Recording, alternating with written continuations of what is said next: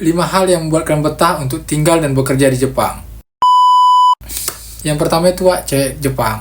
Jadi yang buat kalian yang pencinta wanita, khususnya cowok-cowok lah ya nih, aku ingin nyampaikan secantik-cantiknya cewek Korea, menurutku pribadi bukan karena aku tinggal di Jepang, tapi lebih menarik cewek Jepang. Gak tahu kenapa, menurutku sih kayak stylenya anak sekolah Jepang, kita jumpa di kereta api itu ya menarik sih dari sisi laki-laki gitu. Gak tahu buat perempuan. Jadi buat cewek-cewek Indonesia yang tinggal di Jepang, gimana menurut kalian cowok-cowok Jepang, penilaian kalian? Silahkan tinggalkan komen di bawah ini.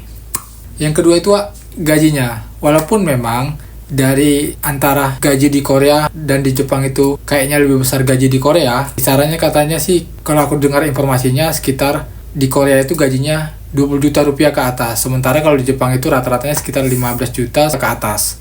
Jadi lebih besar di Korea memang, tapi sekecil-kecilnya di Jepang ini menurutku sih dibanding di Indonesia dengan pekerjaan yang lumayan sulit dapatnya dan gajinya juga ya kalian tahu sendirilah, kan ada di berita itu kalau rata-rata gaji lulusan S1 itu sekitar 4-5 juta di Indonesia. Sementara kalian dengan lulusan SMA aja bisa mendapatkan lebih dari itu ketika kalian bekerja di Jepang. Yang ketiga, kehidupan atau suasana di Jepang. Kalian bisa tahu sendiri lewat postingan-postingan di media sosial saat ini, baik itu di TikTok, di IG, dan bahkan di Facebook.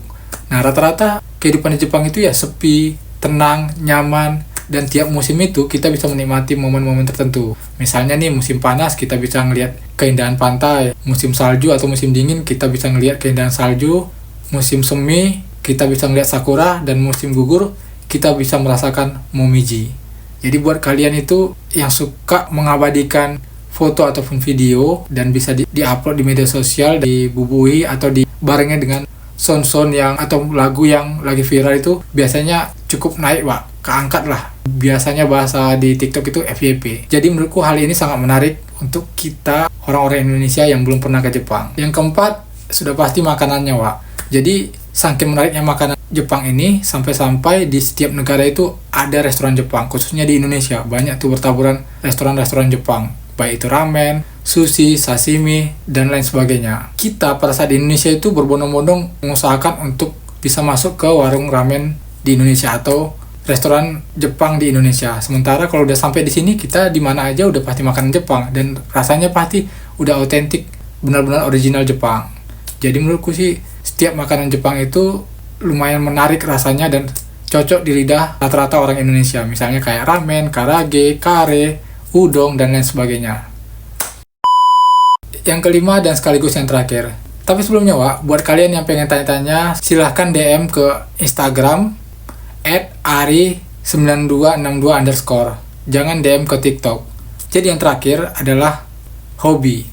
Nah, ketika kita sampai di Jepang, hobi kita itu bisa tersalurkan dengan baik. Karena di sini pendapatan kita juga sepadan dengan harga barang.